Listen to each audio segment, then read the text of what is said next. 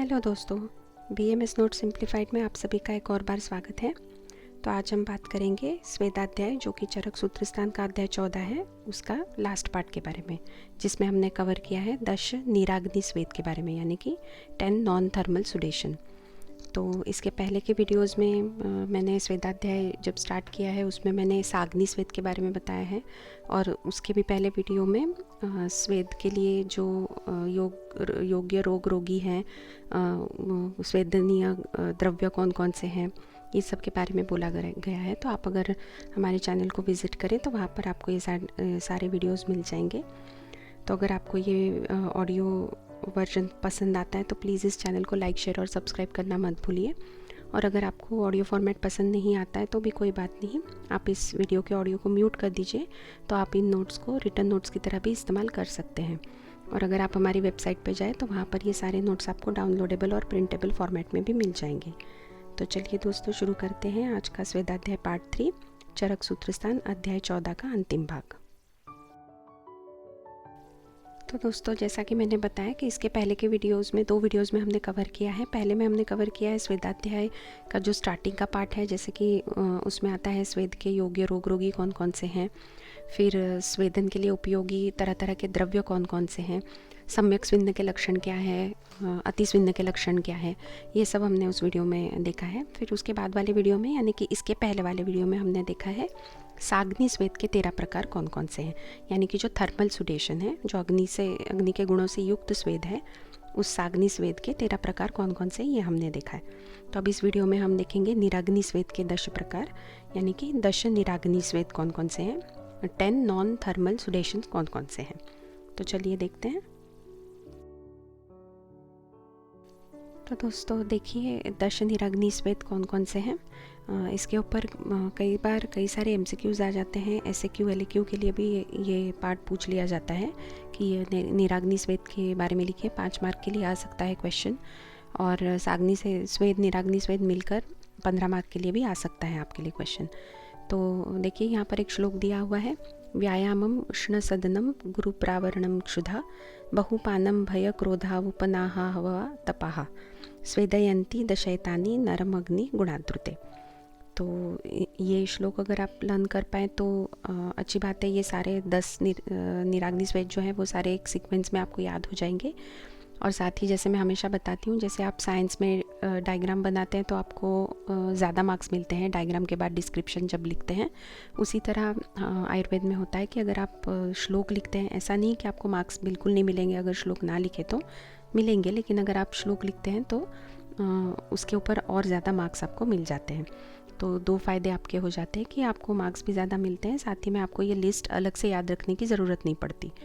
तो आप हो सकता है तो ये श्लोक याद कर लीजिए। कई बार क्या होता है, श्लोकों की जो फर्स्ट लाइन या सेकंड लाइन या थर्ड लाइन होती है वो भी MCQs के तौर पे दे दी जाती है, जैसे व्यायामम डैश गुरु प्रावरणम क्षुधा, तो फिर नीचे ऑप्शंस में से आपको वहाँ पे उष्ण सदनम डालना होगा। तो इस तरह के MCQs भी कई बार श्लोकों के लिए, इंपॉर्टेंट श्लोकों के लिए पूछ लिए जाते हैं। तो कोशिश कीजिए ये श्लोक आप याद कर पाएँ। छोटा श्लोक है, ज़्यादा बड़ा नहीं है। फिर यहाँ मैंने नीचे लिस्ट दी हुई है, वो 10 निराग्नि स्वेद कौन कौन से हैं। तो व्यायाम, उष्णगृह, भारी वस्त्र ओढ़ना, भूख, मद्य अधिक पीना, भय, क्रोध, उपनाह, युद्ध और आतप यानी कि धूप सेकना, ये है 10 तरह के निराग्नि स्वेद। तो इनमें भी MCQs पूछ लिए जाते हैं कि क्रोध को किस तरह का स्वेद है, तो आपको निराग्नि स्वेद को आपको टिक करना है। अब उपनाह स्वेद जो है वो चरक के हिसाब से निराग्नि स्वेद है, लेकिन सुश्रुत ने इसको साग्नि स्वेद कहा है। उनके हिसाब से उपनाह यानी कि पोल्टिस जिसे हम कहते हैं वो एक साग्नि स्वेद है, लेकिन और अलग जगहों पे उन्होंने इसे निराग्नि स्वेद भी कहा है। इसलिए इसके ऊपर MCQ कई बार आ जाते हैं कि कौन से आचार्य ने उपनाह स्वेद को निराग्नि स्वेद माना है और कौन से आचार्य ने इसको दोनों माना है, या कौन से आचार्य ने उपनाह स्वेद को साग्नि स्वेद माना है। तो उसके लिए आपको सुश्रुत को टिक करना है और निराग्नि स्वेद के लिए आपको चरक को टिक करना है। और फिर नीचे देखिए लिखा हुआ है चक्रपाणी का मत क्या है। उनका मत इसलिए यही है कि उपनाह जो है वो 2 प्रकार के होते हैं, साग्नि भी होता है, निराग्नि भी होता है। तो ये भी MCQ आ जाता है कि चक्रपाणी के अनुसार उपनाह के 2 प्रकार कौन से हैं। तो इतने से पार्ट पे भी 2-3 MCQs आपके बन जाते हैं, तो थोड़ा ध्यान दीजिए। अब देखिए स्वेदों का परिगणन यानी कि स्वेदों की गणना किस तरह से की गई है, काउंटिंग किस तरह से किया गया है। इसके ऊपर भी बहुत सारे एमसीक्यूज पूछ लिए जाते हैं कि अग्नि के गुण से युक्त यानी कि साग्नि स्वेद कितने प्रकार के हैं, निराग्नि स्वेद कितने प्रकार के हैं, और दो अन्य प्रकार कौन कौन से हैं। तो ये सब आपको एमसीक्यूज में आ जाता है। टोटल कितनी तरह के स्वेदों के प्रकार है। तो देखिए यहाँ पे अग्नि के गुणों से युक्त यानी कि जो साग्नि स्वेद हैं वो 13 प्रकार के हैं, और निराग्नि स्वेद यानी कि जो अग्नि के गुणों से रहित है वो 10 प्रकार के हैं। और इसके अलावा 2 प्रकार हैं जो कि है एकांगगत और सर्वांगगत यानी कि लोकल और जनरल।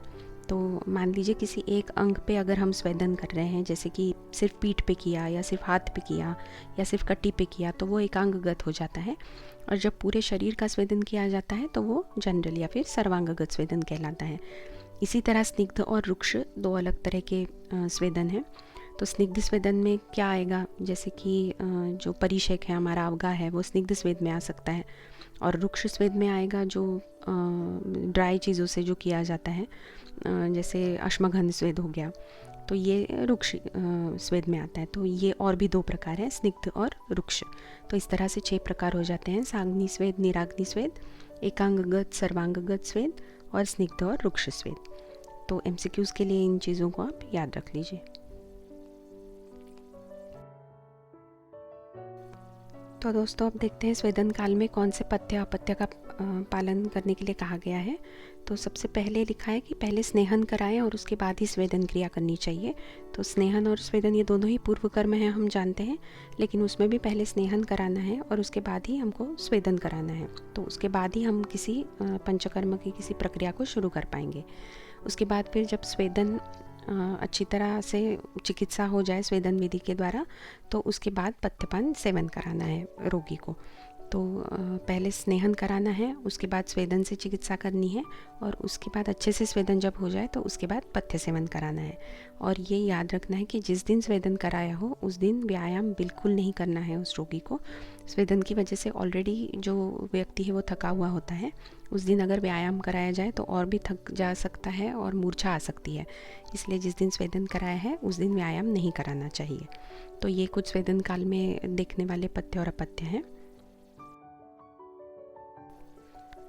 तो दोस्तों इस अध्याय में हमने देखा है कि किसको किस तरह का स्वेदन लाभदायक है, अवयवों की रक्षा स्वेदन के वक्त किस प्रकार करनी चाहिए, किस स्थान पर किस तरह का स्वेद उचित है, स्विन्न के लक्षण क्या है, अति स्विन्न के लक्षण क्या है, अगर अति स्वेदन हो जाए तो उसकी चिकित्सा क्या है, स्वेदन के योग्य रोग और रोगी कौन कौन से हैं, अयोग्य रोग और रोगी कौन कौन से हैं, फिर स्वेदन के लिए उपयोगी द्रव्य कौन कौन से हैं, स्वेदों की कल्पनाएं कौन कौन सी हैं, 13 प्रकार के साग्नि स्वेद कौन से हैं और 10 प्रकार के निराग्नि स्वेद कौन से हैं, और फिर 6 प्रकार के स्वेद जो संक्षेप में बताए गए हैं वो कौन कौन से हैं। तो ये शॉर्ट में इस अध्याय का समरी है। इस अध्याय में चरक सूत्र स्थान अध्याय 14 में स्वेदाध्याय में हमने क्या देखा है उसका ये समरी है। और ये सारा पार्ट आपको मेरे प्रीवियस दोनों वीडियोस में आपको ये मिल जाएगा। तो इन वीडियोस को आप ज़रूर देखिए, जिससे कि पढ़ने में आपको काफ़ी आसानी होगी।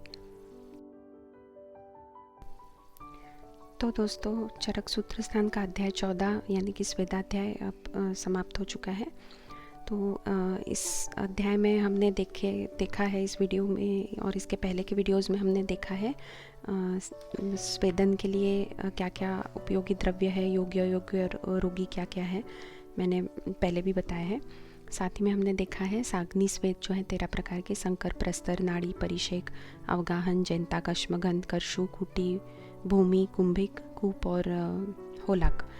और इसमें हमने 10 निराग्नि स्वेद भी देखे हैं जो है व्यायाम, उष्ण सदन, गुरु प्रावरण, क्षुधा, पान, भय, क्रोध, उपनाह, युद्ध और आतप।